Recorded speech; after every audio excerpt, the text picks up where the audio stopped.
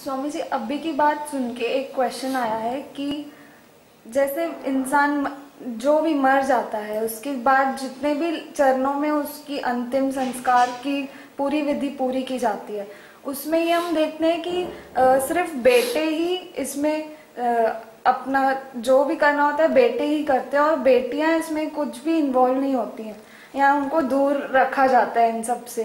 तो ऐसे क्यों? नारी मुक्ति आंदोलन छिड़ रहा है लेकिन चलो इसको समझ लो। पहली बात तो ये है कि जैसे अंतिम वक्त की क्रिया किसी भी पिता की, किसी भी माँ की पुत्र के माध्यम से करवाई जाती है, उसका एक कारण है।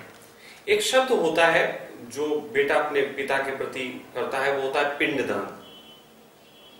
पिंडदान बहुत रहस्यपूर्ण है। पिंडदान का अर्थ लोग लगाते हैं कि पिंड, अभी तो पिंड की बात होती है उसे गोले से, सर से देखते हैं, पिंड मस्तिष्क। फिर अभी पिंड वो नया बन गया, लड्डू बना देते हैं, उसके आटे के गोले बना देते हैं और वो दान करवा देते हैं पंडित को, इसको पिंड दान बोलते हैं। ये बकवास बात है। पिंड का अर्थ होता है हमारा सर। एक पिता अपने पुत्र से ही बहुत सारी उम्मीदें लगाए होता है। वो ये चाहता है कि ये ऐसा करे, ये जो मैं नहीं कर पाया वो कर ले। ज्यादातर सब पिताओं की एक ही प्रकार की चाह, जो मैं नहीं कर पाया वो मेरा पुत्र कर ले। तो कहीं ना कहीं वो अपने को उसमें रोप देते हैं। ये ऐसा ही है जैसे कि मेरे कुछ बीज हैं जो मैंने जमीन में बो दिए, अब ये जमीन में जमने चाहिए। तो सच बात तो ये है कि जिस समय कोई बच्चा पिंडदान करता है तो पिंडदान का अर्थ होता है पिता को किया गया वो कमिटमेंट कि अब मैं आपको कमिटेड हूं कि आपने जो मुझ में देखा था वैसा मैं पूरा करूंगा और इससे आपकी आत्मा को मोक्ष का द्वार खुलेगा। जब कोई एक व्यक्ति मोक्ष को उपलब्ध होता है तो सिर्फ वही नहीं होता, उसकी अतीत की बहुत सी पीढ़ियां जो रही होती हैं, जिनके बीच ट्रांसफर होते आए हैं, वो सब मुक्त होते हैं। इससे आशीष बरसता है उनका। ये बात अभी समझेंगे नहीं, आज का आदमी की इन बातों को इनकार करेगा। वो पेप्सी को पी के ताकत की खोज में लगा हुआ है, वो इनकार कर जाएगा, लेकिन दूध के गुणों को किसी से छुपाया नहीं जा सकता, वो उसके सदा रहते हैं। उसी तरीके से पिंडदान की एक गहराई समझने योग्य है कि जब कोई पुत्र जिससे उसके पिता ने सब उम्मीदें लगा रखी होती हैं, तो कहीं ना कहीं जब पिता मरता है तो पुत्र ही पिता का सर फोड़ता है। लाश जो होती है उसका सर फोड़ा जाता है। अभी तो आजकल तो ऐसे ही बस हल्के से छुआ देते हैं डंडा, नहीं तो पहले जोर से मारा जाता था, कपाल फोड़ दिया जाता था। मरी हुई लाश का कपाल फोड़ देते थे। तो यानी कि उसका सर फोड़ के इस बात का भी इशारा था कि मोह माया बंद मुक्त होकर तुम जाओ, बाकी अब जो रह गया कमिटेड हम पूरा करेंगे। तो अंतिम वक्त तक मोह माया से, आखिर है तो खेल मोह माया से मुक्ति का ना, धर्म का सारा उद्देश्य मोह माया से मुक्ति का है। तो पिता को मोह माया से मुक्ति कराई जाती थी। इसीलिए बच्चा अस्थि विसर्जन और ये सब पिता बच्चे के माध्यम से, लड़के के माध्यम से होता है। क्योंकि लड़का अगर पिता के प्रति मोह माया से भर गया तब भी वो पिता के उन कार्यों को पूरा नहीं कर सकता जिनको करना चाहिए था। तो दो बातें एक साथ हैं।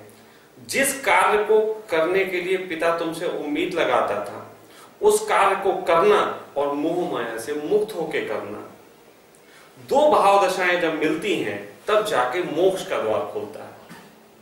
कर्म पूरा हुआ, भाव दशाएं शांत हो गई, मोह माया बची नहीं, काम सब हो गए, तब जाके उसका द्वार खुलता है। अब तुम्हारे प्रश्न पे आते हैं कि तुम्हें लड़कियों से क्यों नहीं करवाया जाता। तो बेटा लड़कियों से तो मोह माया से मुक्ति का पहले ही उपाय कर लिया गया। लड़कियों की जब शादी होती है और उनको पिता कन्यादान करता है, दान शब्द से बड़ी स्त्रियों को घृणा आजकल लगती है कि हम कोई वस्तु में दान कर देते हो, लेकिन दान का अर्थ होता है कि जो मेरी प्यारी चीज थी मैंने किसी को दे दी, और वाकई में मानना वस्तु की तरह ही दी जाती है। अगर मैंने लड़की मान के दिया, अगर मैंने कुछ उसको अपना प्यारी चीज मान के दिया तो मोह माया जुड़ी रह जाएगी। मोह माया पूरी तरीके से खत्म हो इसके लिए वस्तु ही मानना पड़ेगा। बात मेरी बड़ी गंदी लगेगी लोगों को, लेकिन मजबूरी यही है कि यहीं पे धर्म सख्त हो जाता है और समझ में नहीं आता। यहीं पे एक समझ हो जाता है कि कैसे कृष्ण जिसको प्रेम करते थे उसको छोड़ के चले जाते और दोबारा कभी नहीं लौटते। ये कैसे निर्मोही हैं। वो निर्मोही नहीं है, उनका कंसेप्ट दूसरा है, वो ले किसी और दिशा की तरफ तुम्हें जा रहे हैं। तो कहीं ना कहीं बेटियों को जब वो दान करते हैं तो बेटियों के प्रति तो ऋण की मुक्ति उसी वक्त हो जाती है। बेटियों से तो जीवित रहते मुक्ति का उपाय दे दिया। ये बात अलग की है कि आजकल वो लोग बेटी को शादी तो कर देते हैं लेकिन उसके बाद भी फोन करके रोज जो है वो संबंध जोड़े रखते हैं। मेरा मानना है कि दिया तो दिया। दान अगर बेटे को किया जा सकता तो बेटे को भी दान किया जा सकता। कुछ लोग करते थे ऐसा, इसको समझ लेना। बेटी को दान करने का कंसेप्ट इसलिए है कि बेटी जो है उसके पास ऐसे गुण होते हैं कि वो दूसरे घर जाके एडजस्ट हो सकती है। और चलेगा तो संसार इसी का, ऐसा थोड़ी ना होगा कि सब एक ही घर में रहेंगे, आपस में भाई बहन संबंध बना के बच्चे बना के संसार बनाते रहेंगे। तो संसार के प्रोसेस के लिए कहीं तो जुड़ना पड़ेगा ना। तो सामाजिक धारणाओं में लड़की को दान करने की प्रथा और लड़की दूसरे के घर जाके एडजस्ट हो सकती है, ये उसका कैलिबर है। लड़का एडजस्ट नहीं हो सकता। लेकिन किन्हीं किन्हीं समय में लड़कों को भी दान किया जाता था, लेकिन वो दान किया जाता था ऐसा कि बचपन से ही प्रतिभा दिखती थी उसकी कि ये धर्म की ओर जा सकता है, तो गुरुओं को दान कर दिया जाता था, आश्रमों को दान कर दिया जाता था। इसमें कोई लड़कियां अहंकार वो ना परेशान हो कि हमें दान किया, लड़कों को भी किया जाता था, वस्तु माना जाता था। और ध्यान रखना, बात पदार्थवादी होने की यह है कि यदि कोई आदमी जो भावना का पुतला है और वो पदार्थ के तल पे शुद्धतम चीजों को इंप्लीमेंट कर लेता है तो निश्चित ही धार्मिक होगा। पदार्थ ही की तरह यूज करना। लोग समझते हैं दो लोगों का संबंध हो, बड़ा मनोभावी हो, बड़ा मन से भरा हुआ हो, तुम मेरे लिए रो मैं तुम्हारे लिए रो, ऐसा कोई ये कोई धर्म नहीं। धर्म तो ये है कि साथ है, गिव एंड टेक है, शेक करते हैं, गिव एंड टेक है, हाथ मिलाया। तो कहीं ना कहीं जो तुम्हारा प्रश्न है वो तुम्हारा अपनी जगह ठीक था, लेकिन उसके धार्मिक कारण जो हैं वो ये थे जो मैंने भी तुमको बताया। स्वामी जी, मुझे ये जानना था, जैसे आपने बताया कि एक जब शरीर छोड़ देती है अगला जन्म लेने के लिए उसको टाइम लगता है, किसी को कम लगता है, ज्यादा लगता है। कुछ बातें जो आपने बताई बेसिक को डिपेंड करती हैं। तो उस अंतराल के दौरान वो सोल कहाँ रहती है, एक बात।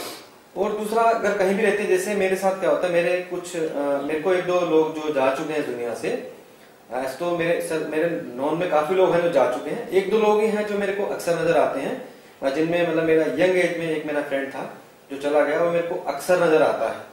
और स्टार्टिंग में तो वो मेरे को कोशिश करता था कि वो जैसे मुझे कहीं अपने साथ ले जाने की, और फिर मुझे सपने में एक दो बार याद आ गया कि ये तो जा चुका है और भाई मुझे कहीं भाव आ गया कि मेरे साथ जाना नहीं है।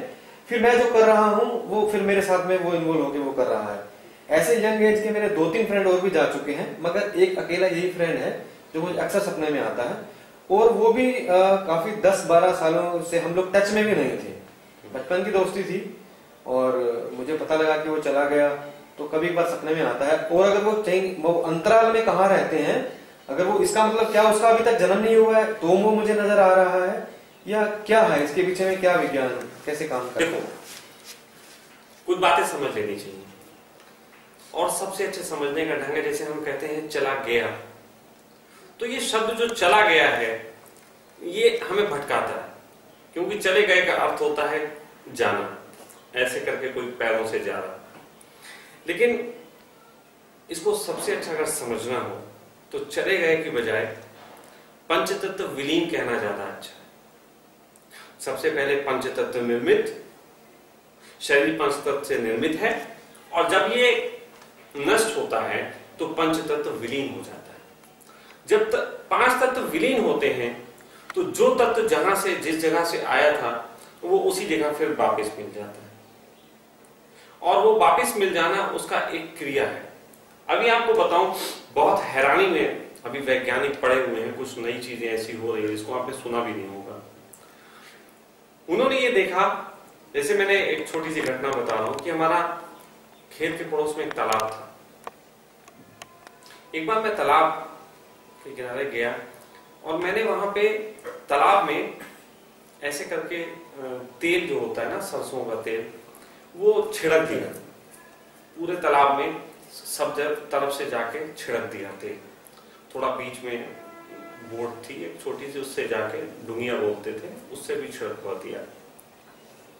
उसके बाद मैंने देखा कि 3 दिन बाद लगभग जब मैं दोबारा वहां गया तो सारा तेल एक ही जगह इकट्ठा हो। तो यानी तेल कहीं भी छिटक जाए वो लौट के फिर उसी में मिल जाता है। पानी दुनिया का एक बूंद भी हो ना, उसमें सागर का पता लिखा हुआ है। वो गिरेगी या तो बाष्प बन के फिर सागर तक पहुंचेगी, नहीं नाली में मिल गई तो फिर सागर तक भागेगी। भाग सागर की तरफ गिरेगी, वो वहीं से आई है। तो हर तत्व अपने तत्व की तरफ फिर वापस चला जाता है। लेकिन हम जिसको आत्मा कहते हैं, ये एक तत्व है जो विशेष रूप से जो खोज हुई, जो धार्मिक लोगों ने भी माना, तो उन्होंने माना कि शरीर तो आपका है, लेकिन एक तत्व इसमें सदा प्रवाहित होता रहता है, उसी को आत्मा कहा गया। और वो तत्व है प्राण वायु, वायु तत्व, जिससे आपकी सांस चलती है। आपका अगर आप सांसों को रोक लो, अभी एक प्रयोग करके देखो, मैं बात के तहत ही, अगर आप अपनी सांसों को भी रोक लो तो आपके विचारों में खंडता शुरू हो जाएगी। आप किसी एक विषय पे लगातार नहीं सोच सकते, तुरंत खंडन शुरू हो जाएगा। सांसों को रोकते ही हमारी लयबद्धता टूट जाती है। तो जब हम मरते हैं तो हमारे जो थॉट्स प्रोसेस थे, वो थॉट प्रोसेस के रूप में ही हमारी, जैसे पिछले जन्म की याद, इसी से तो पता लगता है आत्मा। और आत्मा का क्या पता लगता है? जब कोई नया जन्म लेता है तो शरीर अलग होता है, आवाज अलग होती है, लेकिन पिछले जन्म की याद वैसी होती है, जिसके कारण हमें पता लगता है कि ये, हाँ, ये चीज पिछले जन्म की आई। तो जस्ट मेमोरी है, वो मेमोरी आती है। लेकिन मुक्ति का जो मार्ग है, आध्यात्मिक मुक्ति का, वो ये कहता है कि आपका जन्म हुआ था सब किसी चीज को पूरा करने के लिए।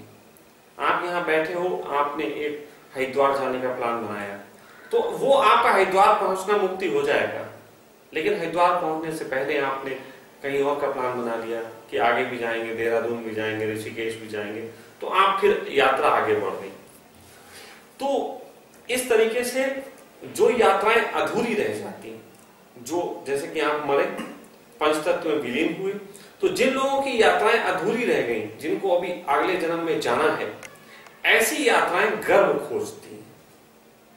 समझ लेना, बहुत गहरी बात कहने जा रहा हूं, तुम्हारे प्रश्न का उत्तर भी सेम है। तो वो आत्माएं गर्व खोजती हैं, वो भी आगे की यात्रा करेंगी क्योंकि मुक्त नहीं हुई। लेकिन जिस दोस्त की तुम बात कर रहे हो, तो मुझे ऐसा लगता है कि वो धार्मिक रहा होगा। जैसे तुम जो बातें कह रहे हो, कई कई लोग ऐसे होते हैं जो धर्म को उपलब्ध हो गए होते हैं। उपलब्ध हो जाने के बाद वो बीज जैसे होते हैं। जैसे एक प्रोसेस बताता हूं, समझ लेना। मेरे जीवन की एक घटना थी जिससे मुझे बहुत बड़ा खोज मिली। मैं एक स्वामी जी के यहाँ जाया करता था, तो उनके यहाँ उन्होंने गोभी लगा रखी थी। तो एक दिन मैंने उनसे कहा, स्वामी जी एक गोभी का फूल आप मेरे नाम छोड़ दो, मैं जानना चाहता हूं कि ये पूरा कैसे खिलता है, क्योंकि सुना है मैंने कि एक फूल को भी पूरा जान जाओ तो पूरे जगत का रहस्य तुम्हारे सामने। तो मैं जानना चाहता हूं कि ये है क्या। तो उन्होंने वो फूल छोड़ दिया, मैंने निशान लगा लिया उसके चारों तरफ, ये मेरा है। अब मैं रोज जाके उस फूल के पास बैठता और अपने तरीके से उसको निहारता। फिर वो समय बढ़ता चला गया। एक दिन मैं सुबह पहुंचा, फूल खिल गया था, गोभी का फूल थोड़ा खिल गया था। मुझे लगा अरे वाह, ये है जीवन। फिर वो और खिला, बड़ा हो गया। तो एक बीज का जीवन बड़ा होके फूल जैसा हो गया। लेकिन क्या फूल इसकी निष्पत्ति है? फूल ऐसी स्थिति में पहुंच गया कि अब ये पकेगा, अब इसे लोग खा लेंगे। ये ऐसा ही है जैसे फूल का जीवन था और तुमने उसके मुक्त होने से पहले वो मर गया और तुमने उसकी सब्जी बना के खा ली। लाश भी ऐसी। लेकिन मुझे लगा कि इसके बाद भी तो कुछ होता होगा, जरा जानूं। तो मैंने उसको छोड़ दिया। तो फिर वो सड़ने लगा। थोड़े दिनों बाद वो सड़ने लगा, हरा हरा हो गया, फफूंदी लग गई। तो मैंने कहा यार ये क्या ये है सत्य?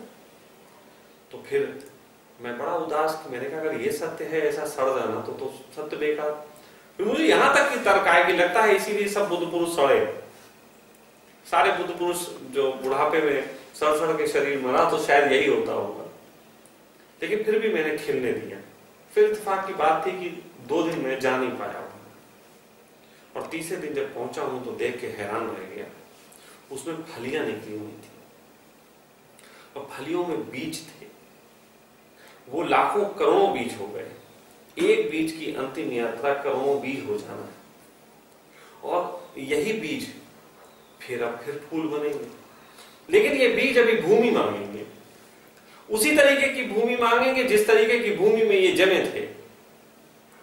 तो आध्यात्मिक लोग जो खिल जाते हैं, पूरे तरीके से खिल जाते हैं, जिनको एनलाइटेड कह लो, ये असल में मोक्ष को उपलब्ध नहीं होते। इनकी परिणति हजारों बीज में कन्वर्ट हो जाती है और वो हजारों बीज फिर मांगते हैं। इसीलिए एक बड़ी दुविधा है। एनलाइटेड व्यक्ति की दुविधा यह है कि एनलाइटेड व्यक्ति जीवित है तो अभी वो लोगों को खोजता है कि उसे लोग मिल जाएं जिसमें वो अपने बीजों को छोड़ सके, वरना ये बीज सड़ जाएंगे। तो इसीलिए वो शिष्य बनाता है। शिष्य बनाने का प्रोसेस यही है और उन शिष्यों में वो उन बीजों को बोता है ताकि फिर से इसमें किले फूट सके। लेकिन शिष्य कितनी उसमें अपनी ऊर्जा देगा, कितनी खाद देगा कि वो पनप पाए, ये शिष्य के ऊपर है। लेकिन वो पूरा प्रोसेस समझाता है। तो कहीं ना कहीं जैसे तुम कहते हो कि तुम्हें एक वो आता है बार बार अपने साथ ले चलने की बात कर रहा है, जैसे मैं तुम्हें जानता हूँ राजेश, तुम्हारी लाइफ स्पिरिचुअल गहरे आयामों को छूती है, मैंने देखा है, और कहीं ना कहीं गहरी आकांक्षा से भरे हुए हो। तो ऐसी स्थिति में एक व्यक्ति जो कि थोड़ा पूरा होके चला गया, भले ही उसके पास 2-4 बीज 6 बीज हो पाए हों, तो निकट की जिन लोगों के साथ उसने उनको महसूस किया कि इनके साथ जम सकते हैं, उनको वो इशारा देते हैं। मेरे साथ ऐसा हुआ। मुझे भी ऐसा एक समय था कि ओशो ने कुछ मुझे इशारे किए और मेरे जीवन को पूरा रूपांतरित कर डाला। तो कहीं ना कहीं आज अगर लोग कहते हैं कि तुम्हारे अंदर एक ओशो की तरह तीखापन है और ऐसी बातें हैं, तो हो सकता है कि वो बीज मेरे अंदर जमा और मैंने उसको पूर्ण अवसर दिया खिलने का उसी ढंग से। इसीलिए मैं उसी तरीके का क्रांतिकारी हूं, उसी तरीके का तार्किक भी। तो बात सीधी सी ये है कि मरने के बाद कहां रहते हैं ये मत जानो, ये दिमाग से पकड़ में नहीं आएगा। इसको इतना ही कह सकते हैं कि पंचतत्व निर्मित और पंचतत्व विलीन, स्पेस वही है जहां वो रहते हैं। लेकिन वहां पे भी रहते हैं तो वो इस जगत से बाहर नहीं चले गए। आप पूरा जगत जुड़ा हुआ है, हर चीज जुड़ी हुई है। अभी हमें पृथक दिखाई देती है छोटी सोच के कारण। जिस दिन सोच बड़ी होगी पाओगे हर चीज जुड़ी हुई है और उस कंडीशन में तुम्हें रहस्य सदा खुलते चले जाएंगे। तो तुम्हारा मित्र जो तुम्हें आवाज देता है तो तुम उसको ये मत मानो मृत्यु को उपलब्ध हुआ। हो सकता है वो परम जागरण को उपलब्ध होके गया, उसके जो बीज हो वो आज भी भूमियां तलाशते हो। तो हो सकता है तुम उसके निकट रहे तो तुम्हें उसे कोई लक्षण उसने दिखे हो, क्योंकि वो बीज पहचान लेता है कि मुझे कौन सी भूमि चाहिए। आदमी के अंदर जब शुक्राणु होते हैं वो पहचान लेते हैं कि किस प्रकार की भूमि में वो जमेंगे। इसी प्रकार के स्त्रियां उन्हें आकर्षित करती। तो ये खेल चलता रहता है। तो इस तरीके से